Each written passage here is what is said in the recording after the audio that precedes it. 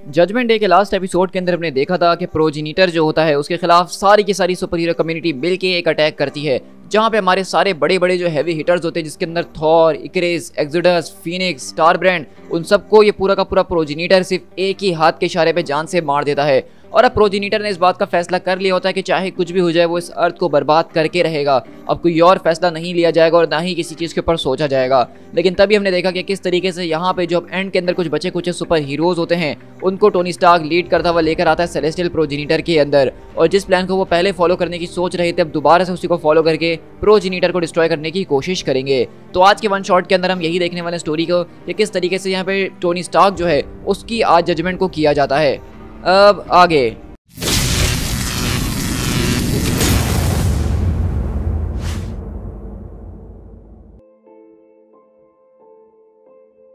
और हमारी कहानी की स्टार्ट इसी तरह प्रोजेनिटर के पास से ही होती है जो कि नॉर्थ पोल के ऊपर मौजूद है। और अब जजमेंट डे को शुरू हुए एक दिन गुजर चुका है और हम देखते हैं कि टोनी स्टार्क कहता है ओके देखो मुझे कहते हुए काफ़ी नफरत हो रही है, लेकिन अगर यहाँ एवेंजर्स इटर्नल्स एक्समैन का गेट टुगेदर हो रहा है तो मैं यहाँ पे काफ़ी ज़्यादा आउट नंबर फील कर रहा हूँ, क्योंकि देखा जाए तो एवेंजर्स की टीम का मैं अकेला ही यहाँ पे हूँ।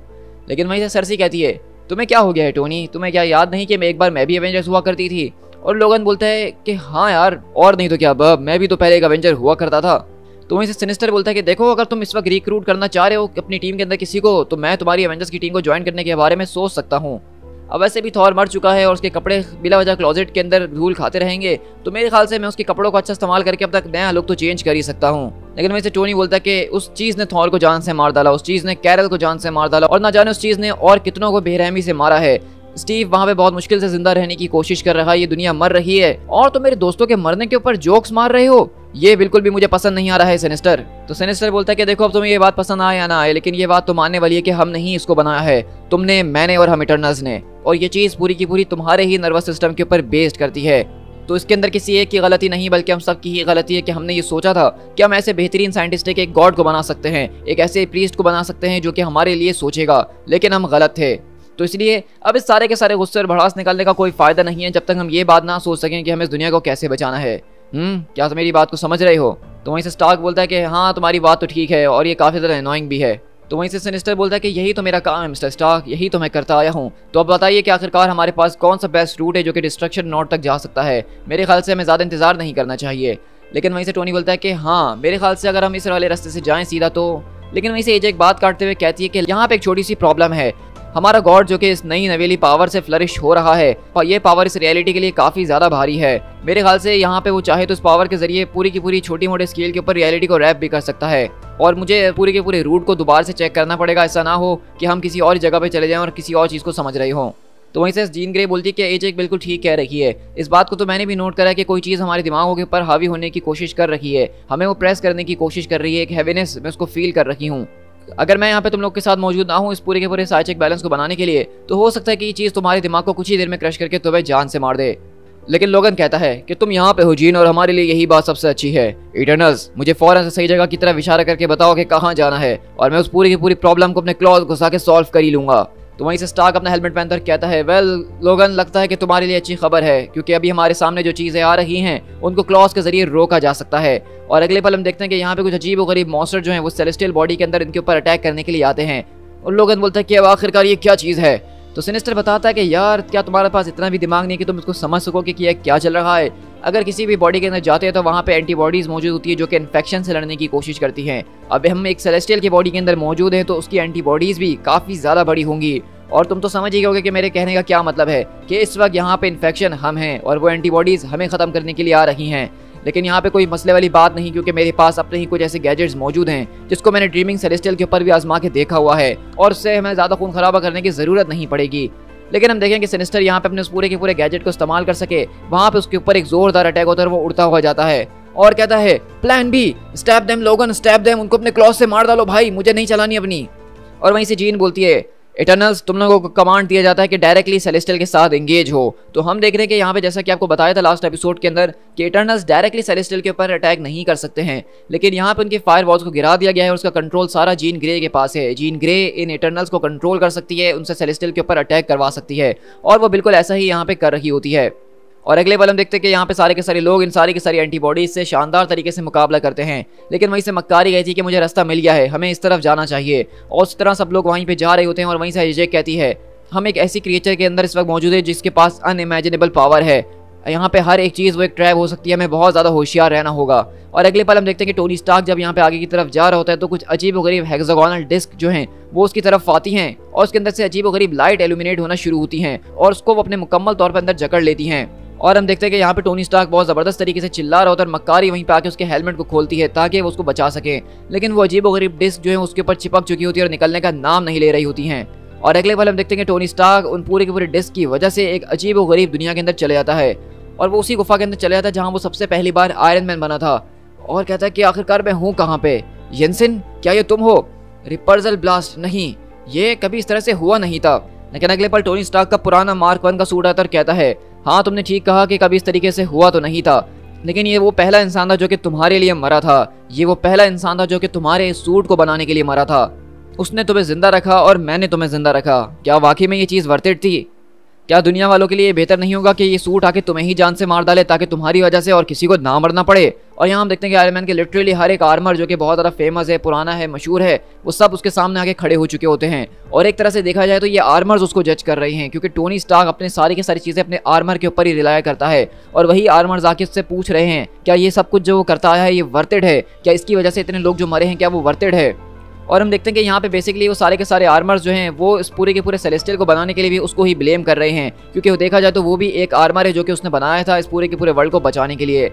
लेकिन इसी तरह टोनी स्टार्क यहाँ से कहीं और सीधा कैप्टन अमेरिका के पास शिफ्ट होता है जहाँ पे कैप्टन अमेरिका मरे हुए होते हैं। और अगर आपको ये सीन नहीं याद तो मैं आपको याद दिलाता चलूँ कि ये 2006 का सिविल वॉर का जो इवेंट था उसके ठीक बाद की कहानी है जब कैप्टन अमेरिका की मौत होती है और टोनी स्टार्क वहाँ पे आके अपना कन्फेशन देता है स्टीव की बॉडी के पास, जो कि एक बहुत ही ऑसम कॉमिक है और उसको मैं चैनल पर ऑलरेडी अपने शेयर कर भी चुका हूँ। और इस तरह हम देखते हैं कि कैप्टन अमेरिका की भी डेड बॉडी यही बोल रही होती है कि यहाँ पे जो कुछ भी हुआ है वो सब तुम्हारी वजह से हुआ है, तुम्हारी वजह से मैं मरा हूँ और मैं इस बात को जानता हूँ कि मैं तुम्हारी वजह से दोबारा भी मरूंगा क्योंकि तुम हमेशा गलत होते हो और तुम बहुत ज़्यादा कमज़ोर हो। और इसी तरह हम देखते हैं कि यहाँ पे अगले पल कोई और नहीं बल्कि उसका दोस्त रोडी आता है और रोडी भी आके उसको यही सब बताने की कोशिश करता है कि किस तरीके से वो अपने आप को जितना भी महान समझ ले वो कभी महान इंसान बन नहीं सकता है। और अभी कुछ टाइम पहले टोनी स्टार्क के पास कॉमिक्स में एक गॉडली पावर्स आ चुकी थी जहाँ पे वो लिटरली एक गॉड बन चुका था जिसको आयरन गॉड के नाम से कहा जा रहा था। उसके पास पावर कॉस्मिक आ चुकी थी, उसने गैलेक्टस तक को हरा दिया था, लिविंग ट्राइब्यूनल से जाके मिल चुका था, लेकिन इन दी एंड वो पावर्स टोनी स्टार्क से कंट्रोल नहीं होती है और वो उसको छोड़ देता है। तो रोडी आके यही कहना चाह रहा है कि अगर तुम्हारे पास वो पावर्स इस वक्त मौजूद होती तो तुम इस सेलेस्टियल को आसानी से हरा पाते, लेकिन उस वक्त तुम कमजोर थे, तुम उन पावर्स को संभाल ना सके और आज ये सब हो रहा है। और इस तरह टोनी स्टार्क के सामने अगले पल कोई और नहीं बल्कि माइटी थॉर आता है और थॉर आके यहाँ पे बोलता है कि तुम्हें एक बार ये सब करके सबक हासिल नहीं हुआ, तुमने पहले भी मेरे बालों का इस्तेमाल करके मेरा एक क्लोन बनाया था और उसकी वजह से दुनिया भर में बहुत ही ज़्यादा बर्बादी हुई थी और एक इंसान की जान भी चली गई थी, लेकिन इस सब के बावजूद तुमने अपना सबक नहीं सीखा और दोबारा से गॉड बनाने की कोशिश करी। तुम कब तक अपने आप को एक गॉड मानते रहोगे और ये मानते रहोगे कि तुम्हारा जो दिल चाहेगा तुम वो कर सकते हो, तुम जो चाहो वो बना सकते हो, लेकिन सच्चाई यही है स्टार्क कि तुम कुछ नहीं कर सकते हो। तो यहाँ पे भी हमारे पास बेसिकली टोनी स्टार्क की बहुत ही ज़बरदस्त एक पुरानी स्टोरी की तरफ हिंट दिया गया है जो कि सिविल वॉर के टाइम की ही है जब टोनी स्टार्क और रीड रिचर्ड ने मिलकर थॉर के क्लोन रैग्नारॉक को बनाया था जिसने लिटरली एक हीरो बिल फॉस्टर की जान ले ली थी। तो यहाँ पे जिस तरीके से टोनी स्टार्क के जजमेंट को किया जा रहा है मैं उसका फ़ैन होकर रह गया हूँ। यहाँ पे टोनी स्टार्क के किसी एक इवेंट को जज नहीं किया जा रहा बल्कि through out the comic history उसकी जो बड़े बड़े और मेन इवेंट्स हैं सबको यहाँ पे नज़र में रखा जा रहा है। और इस तरह हम देखते हैं यहाँ पे अगले पल टोनी स्टार्क के सामने कोई और नहीं बल्कि ब्रूस बैनर भी आ चुका होता है। अब आप ये सोच रहे होंगे कि ब्रूस बैनर और टोनी के स्टार्क के बीच में ऐसा क्या रह चुका है जो कि वो यहाँ पे जज करने के लिए आया है। तो ये भी एक बहुत पुरानी स्टोरी है ओरिजिनल सिन के टाइम पे जहाँ पे वॉचर सबके सीक्रेट्स को रिवील करता है और तब जाके ये बात रिवील होती है कि ब्रूस बैनर के हल्क बनने के पीछे की भी एक छोटी सी वजह जो थी वो टोनी स्टार्क ही था। टोनी स्टार्क ने कुछ चीज़ों को इस तरह से मैनिपुलेट करा था कि वो पूरा का पूरा बॉम्ब ब्लास्ट हुआ था और हल्क बना था। तो वहाँ पे इसीलिए यहाँ पे जो है हल्क भी उससे अपनी पूरी की पूरी चीज़ों का जजमेंट लेने के लिए आया हुआ है। और इस तरह हम देखते हैं कि यहाँ पे हल्क और थॉर दोनों आके स्टार्क के ऊपर अटैक्स कर रहे होते हैं और वो कहता है कि मैं समझ गया इस बात को, मैं समझ गया who is the strongest one, मैं इस बात को जानता हूँ कि वो मैं तो नहीं हूँ और मैं कभी हो भी नहीं सकता हूँ। और अगले पल हम देखते हैं कि टोनी स्टार्क जिन जिन लड़कियों के साथ अपने रिलेशंस में रह चुका है वो उसके सामने अब आना शुरू हो चुकी होती हैं और वो कह रही होती है कि तुम बिल्कुल ठीक समझे टोनी स्टार्क, अपनी गलतियों को मानना ये बहुत अच्छी बात है लेकिन इससे अब कोई फ़र्क नहीं पड़ने वाला है। और हम देखते हैं कि यहाँ पे वास्प, नताशा वगैरह सब कुछ नज़र आ रहे होते हैं उसको।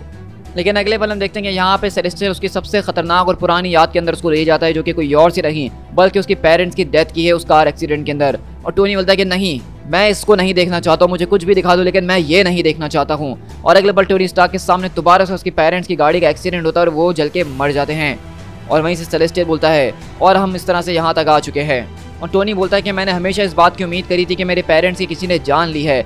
लोगों ने इस बात का क्लेम किया था कि उनकी किसी ने जान ली है या फिर मेरे पेरेंट्स ने अपनी डेथ को जो है फेक किया हो, क्योंकि ऑर्फन्स हमेशा से यही करते हैं। हम बचपन से ही जब अपने पेरेंट्स को खो देते हैं तो हम स्टोरीज बनाना शुरू कर देते हैं। हम अपने पेरेंट्स के अराउंड ड्रामा क्रिएट करते हैं ताकि हमें एक रीज़न मिल सके उनके ऊपर बिलीव करने के लिए और उनकी मौत को जस्टिफाई करने के लिए।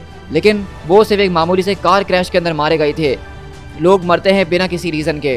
लेकिन वहीं से सेलेस्टियल कहता है कि तुम्हारी बात गलत है, इसके पीछे एक रीज़न तो ज़रूर था। उनकी मौत इसलिए हुई थी क्योंकि एक मशीन वो फेल हो गई थी। इफ़ ओनली अगर वो उस मशीन के साथ बेहतर होते, उसको ठीक तरीके से अपने काबू में रख पाते, तो वो मशीन ही उनको जहन्नुम तक भी ले जाती लेकिन प्रोटेक्शन देती। मशीन्स तुम्हें पावरफुल बनाती है लेकिन मशीन्स इतनी ज़्यादा अच्छी नहीं होती कि उसके ऊपर रिलाई किया जा सके। ये मशीन्स ही उन लोगों को तुमसे दूर कर देती है जिनसे तुम प्यार करते हो। और मैं इस वक्त तुम्हारी अल्टीमेट मशीन हूँ टोनी स्टार्क, और अब मैं तुमसे तुम्हारी हर एक चीज़ और हर शख्स को छीनने वाला हूँ जिससे तुम प्यार करते आए हो। मैं एक कार क्रैश हूँ एक प्लानिटरी लेवल के ऊपर। तो बताओ कि अब तुम क्या करोगे मेरे फ्लॉड इंजीनियर? क्या तुम्हारे पास इस मशीन को ठीक करने का कोई हल है? तो टोनी बोलता है कि फॉर द स्टार्ट मैं सबसे पहले यहाँ पे तुम्हें इग्नोर करने की कोशिश करूंगा यू वियर्डो, क्योंकि मुझे इस वक्त काम करने की ज़रूरत है। और टोनी स्टार्क वहाँ पे कुछ अजीबोगरीब मशीन्स पड़ी होती है जिसके अंदर कुछ करना शुरू करता है। तुम्हें लगता है कि तुम सिर्फ एक ज़बरदस्त तरीके के मैकेनिकल हो, तुम किसी भी चीज़ के कंट्रोल को अपने हाथों में लेके सब कुछ ठीक कर सकते हो। तो स्टार्क बोलता है कि वेल अगर तुम चीज़ों को इस तरह से पुट करते हो तो मेरे ख्याल से मैं इसको कर भी सकता हूँ और नहीं भी कर सकता। शायद इस बार जो तुम चीज़ ठीक करने की कोशिश कर रहे हो वो मैकेनिकल या इलेक्ट्रॉनिकल नहीं बल्कि साइकिक है, या फिर पूरी की पूरी रियलिटी को कंट्रोल कर सकती है। तो तुम इसको प्रेजिस्ट करने की कोशिश क्यों ही कर रहे हो? तुम यहाँ पे जो कुछ भी करने की कोशिश कर लो स्टार्क, लेकिन इससे अब कोई फ़र्क नहीं पड़ने वाला है। लेकिन स्टार्क बोलता है कि तुमने ठीक कहा कि कोई फ़र्क नहीं पड़ेगा, लेकिन पड़ भी सकता है। मैं कोशिश करना कभी नहीं छोड़ूंगा। मैं इस बात को जानता हूँ कि अगर मैंने कोशिश करी, मैंने हद से ज़्यादा कोशिश करी, तो मैं इस चीज़ को रिवर्ट कर सकता हूँ और फिर दोबारा कोई इस खतरनाक किस्म की कार क्रैश के अंदर नहीं मरने वाला है। लेकिन वहीं से अगले पल पीछे से आवाज़ आती है कि टोनी, लोग मरते हैं मेरे बेटे, इसमें परेशान होने की कोई बात नहीं है। मैं जानता हूँ कि मैं एक टेरिबल फादर था और तुम हमेशा से मुझे बहुत ज़्यादा चाहते थे, लेकिन जब मैं तुम्हारे पास था तो मैं तब भी तुम्हारे साथ ज़्यादा ग्रेट नहीं रहा था। हमने तुम्हारे साथ कुछ करने की कोशिश करी और उसके बाद हमने तुम्हें छोड़ दिया। हमारे पास ऐसा बहुत कुछ था जो हम तुम्हें बताना चाहते थे, तुम्हारे साथ शेयर करना चाहते थे, तुम्हें दिखाना चाहते थे, लेकिन उस सब के बावजूद भी तुम चलते रहे, तुम कभी रुके नहीं। तुम एक ऐसी मशीन की तरह हो जो कि टूटने के बाद भी हार नहीं मानती और सिर्फ चलती ही रहती है। तुम अपने ऊपर कुछ ज़्यादा ही जोर डाल रहे हो और इसलिए तुम्हें पास किया जाता है। मैं इससे ज़्यादा प्राउडर तुम्हारे ऊपर कभी फील कर ही नहीं सकता था। और हम देखते हैं कि बेसिकली टोनी स्टार्क के फादर यानी कि हॉवर्ड स्टार्क आके टोनी स्टार्क को पास करते हैं, जो कि दरअसल एक तरह का सेलेस्टियल ही है। और अगले पल टोनी ये सब देख के आंसुओं से रो रहा होता है और अपने होश के अंदर आता है और कहता है कि डैड डैड। तो सरसी बोलती कि टोनी क्या तुम ठीक हो? हमने तुम्हें 1 मिनट के लिए खो ही दिया था। तो ऐसे टोनी बोलता है कि मैं बिल्कुल ठीक हूँ सरसी, मुझे बस 1 मिनट के लिए सांस लेने दो, ये सब कुछ बहुत ज़्यादा था जो मैंने देखा है। तो वहीं से सरसी बोलती है कि ओ माय गॉड, तुम इस वक्त रो रहे हो, क्या इस सेलेस्टियल ने तुम्हें टॉर्चर किया है? तो स्टार्क पीछे देख के मुस्कुराता और कहता है कि हाँ उसने किया तो है, लेकिन ये सच में बहुत ज़्यादा ग्रेट था। मेरे डैड मुझसे आके मिले और उन्होंने कहा कि वो मुझ पर प्राउड फील करते हैं। उन्होंने मेरे लिए जो कुछ भी उम्मीदें रखी थी मैं उसके ऊपर खरा उतरा हूँ। तो वहीं से सिनिस्टर बोलता है कि वो कितनी ज़्यादा बढ़िया बात है ना कि इस वक्त दुनिया यहाँ पे ख़त्म हो रही है लेकिन टोनी स्टार्क यहाँ पे बैठ के अपने डैडी के साथ बातें कर रहा है। तो स्टार्क बोलता है कि नहीं यू इडियट, तुम इस बात को समझ ही नहीं रहे हो। वो सेलेस्टियल था जो कि मुझे टेस्ट कर रहा था और इसका मतलब ये है कि अगर वो मुझे इस वक्त टेस्ट कर रहा है, इसका मतलब कि वो हम सबको टेस्ट कर रहा है। और इसका मतलब ये है कि उसने अभी तक हमें टेस्ट करना बंद नहीं किया है। तो तुम इसका मतलब समझ रहे हो कि क्या है कि हमें उसके टेस्ट को किसी भी कीमत के ऊपर पास करना ही होगा, हमें किसी भी कीमत के ऊपर हर किसी को बचाना ही होगा।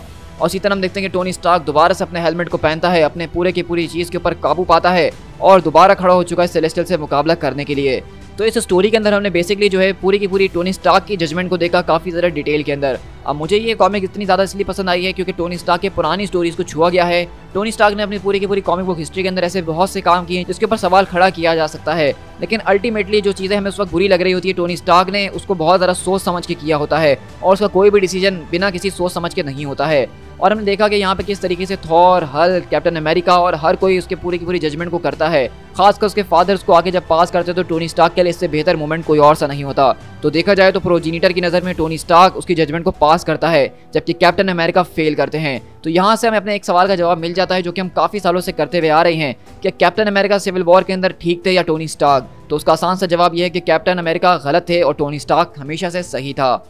To be continued.